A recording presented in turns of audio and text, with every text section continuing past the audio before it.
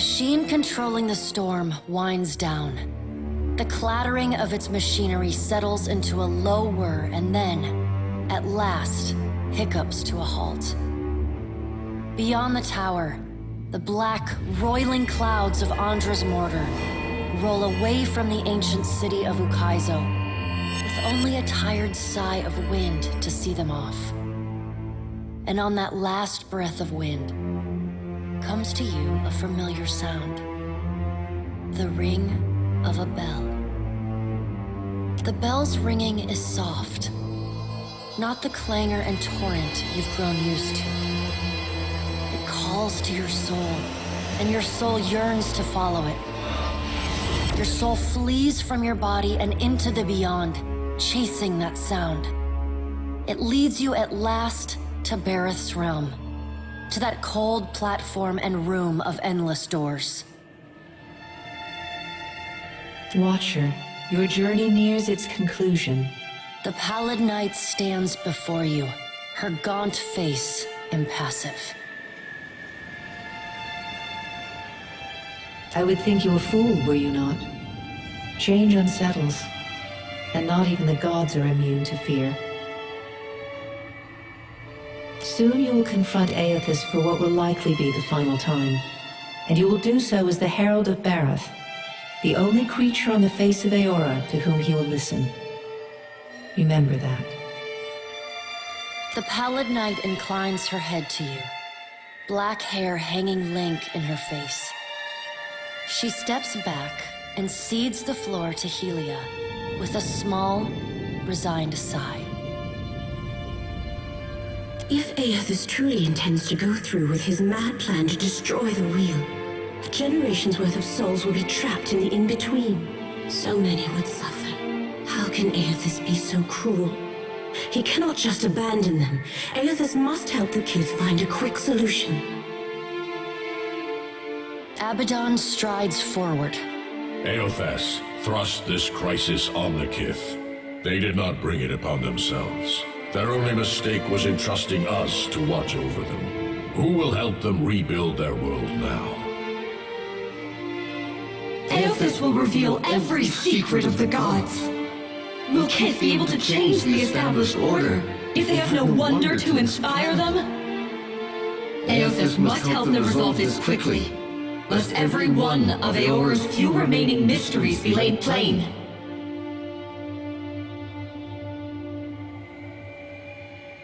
Coddled children learn nothing that is not spoon-fed to them.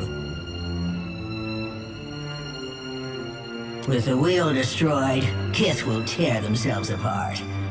It is the gods' duty to prevent that happening, lest they doom us all.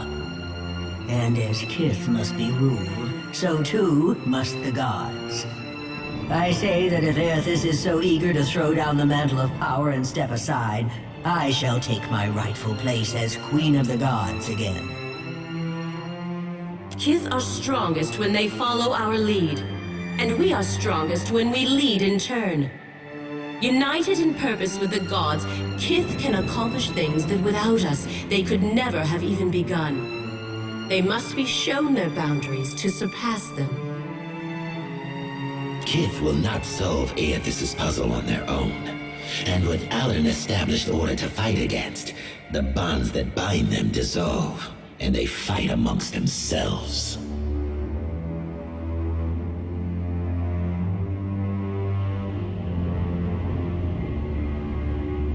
Boudica's firm hand is but the motherly smothering of Helia by another name.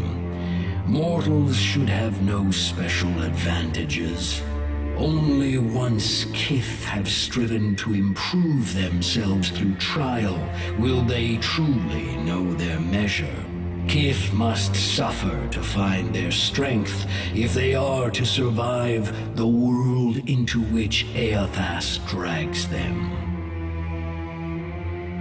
Our intervention in your struggle would be a cruelty and counter to our purpose. He lets his words hang in the air for a moment, gaze level with your own. Indeed. Kith must discover for themselves what it is they are worth, and of what it is they are capable. What we do for them, they do not learn for themselves. Trial breeds ingenuity. If our work of generations was not in vain, Kith will succeed in spite of Aethys's actions. I have faith in Kith's ability to meet Aethys's challenge. Do not mistake my words for indifference, Watcher. They are born from a fierce belief in your potential, not a refutation of it.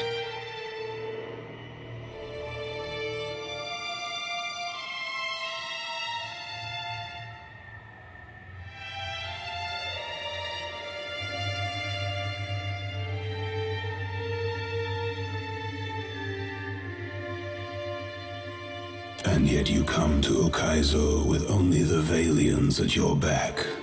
All that Kith stand to lose, and even then your leaders could not join hands. Squabbling instead over prestige and resources. You believe that will change when my final death comes calling? You are a greater fool than I thought. Margaret is blinded by her affection for mortals. She does not see that entropy is the destiny of all things. If Aethys were wise, he would destroy everything. End life, end reincarnation, end death. Kith have had their chance. It is time to let silence reign. As Rimmergon's words fade, the Pallid Night returns. She no longer towers over you, a giant even among the gods, but meets you at your height. She lets the arms crossed over her chest fall to her sides. She speaks to you openly, plainly, an expression almost like tenderness, turning up the corners of her lips. Well, Watcher, you know where we stand. What do you believe?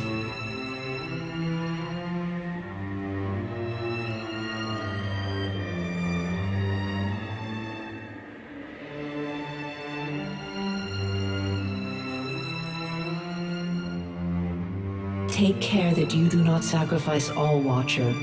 Only what you must. The things you stand to lose, lives, institutions, beliefs, you may lose for good. Now the time has come for us to part, Watcher. I laid upon you a difficult duty, and you have discharged it well. You will be free of it in time, but not now. You have work to do yet. You are no stranger to hard choices. You killed Theos, and when his soul was laid bare before you, you chose to return it to the wheel. You made his memory his penance. Remember the strength it took to make that choice, and know that you alone may sway Aethys now. When you stand before him, choose your words carefully. She claps her gauntleted hands together, and a sound like thunder rumbles through the room. As the floor crumbles and falls away beneath you, you hear the sound of a single bell ringing, and beneath it, the faintest whisper. When the wheel has ground you all to dust,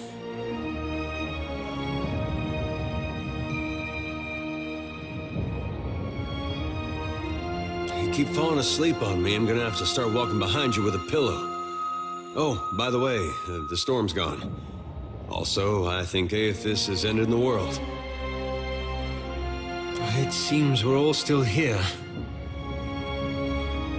It is good to see you awake. It seems the storm has passed.